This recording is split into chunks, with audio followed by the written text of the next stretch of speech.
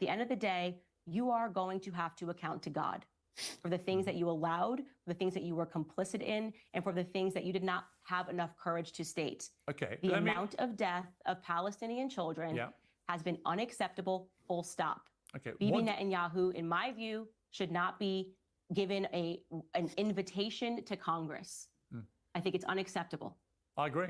Unacceptable. I don't and think to be should clear, be, for whatever the reason, shouldn't be leader when it Israel. comes to the topic of Israel, it does seem that journalists are fearful to critique Israel. Well, I'm not now, at why all. is that? So... Because I would say, Piers, that you seem a little fearful to critique Israel until it seem that you're coming across a little bit understanding of everything they're doing. What is it that makes journalists, corporate journalists, thank you. Of saying, like, hey, you know, Israel has done a ton of things that have been very wrong. Yes, and I have said they're wrong. I think Netanyahu should go.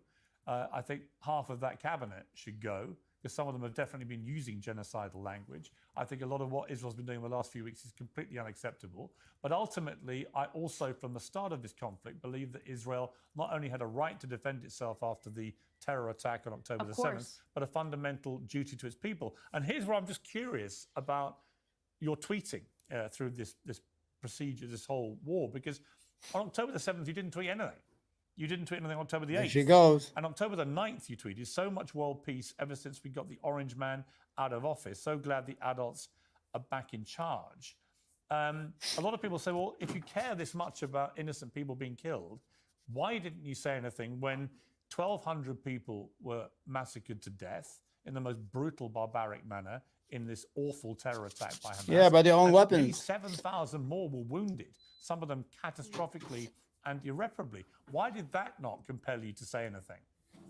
Come on, well, man. First and foremost, Israel's a foreign country, so typically I talk about topics that have to do with America. Secondly, you're only quoting my Twitter feed. I'm also on Facebook. I'm also on Instagram. I also don't have to explain yourself, baby. In which I did respond directly about what happened. You don't owe no apologies. Horrific.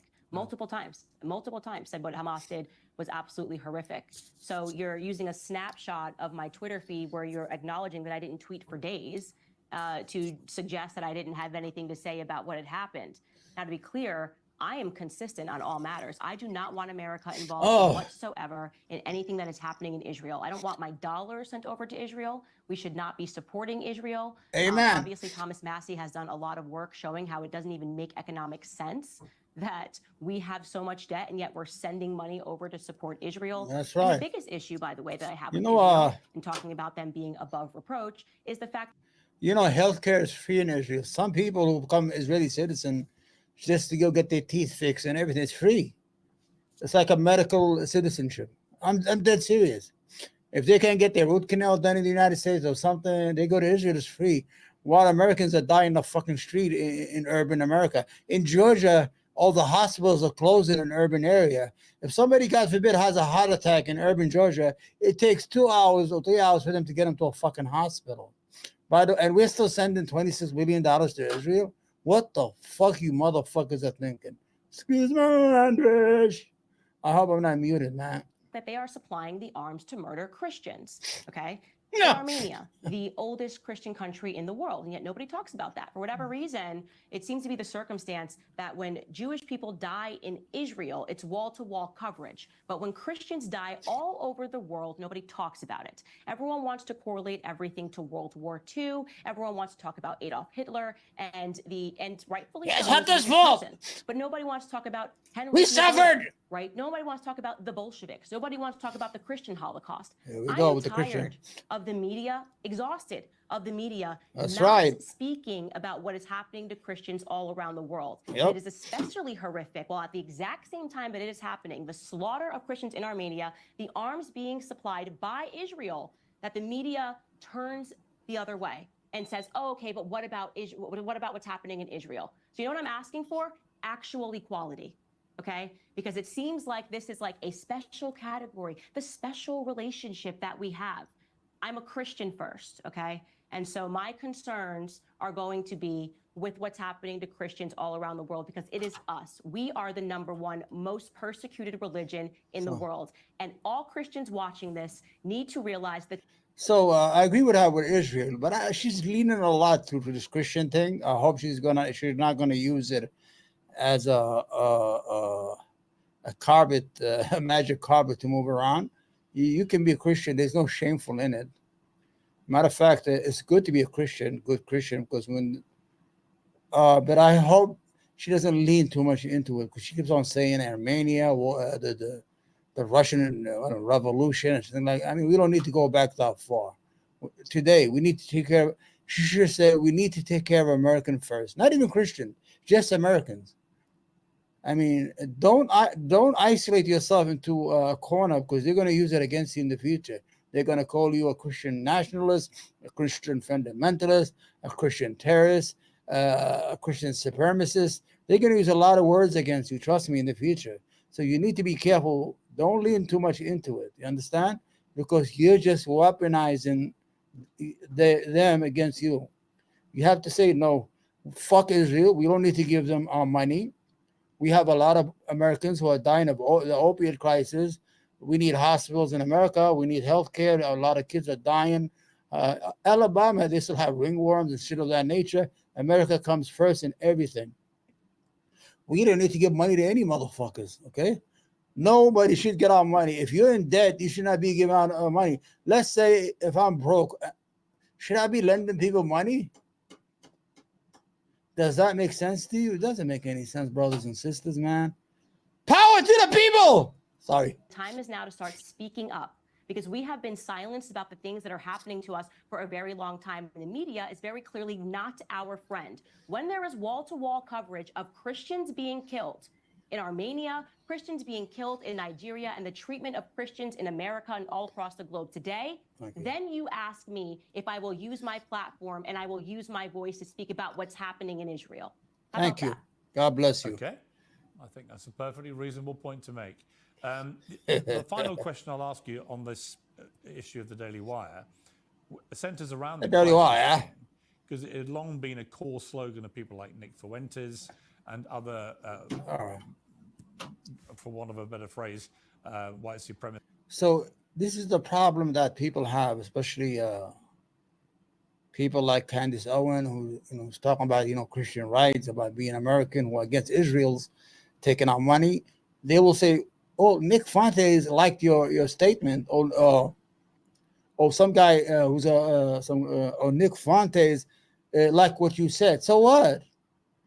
Nick Fuentes, whoever the fuck he is, he has every right to say whatever he wants to, but it doesn't. You can't blame Hall for him having an opinion of what he said. He probably agrees with me. Nick Fuentes, listen. Do you think that we should not give our money to other countries? Yes. See, he agreed with me.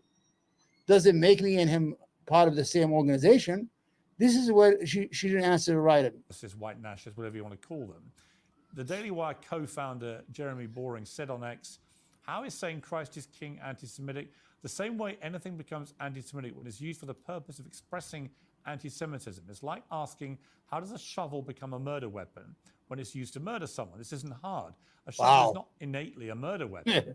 Saying Christ is King is not innately anti-Semitic. Christ is King. How a thing is used. Christ is King. Christ is King. So what?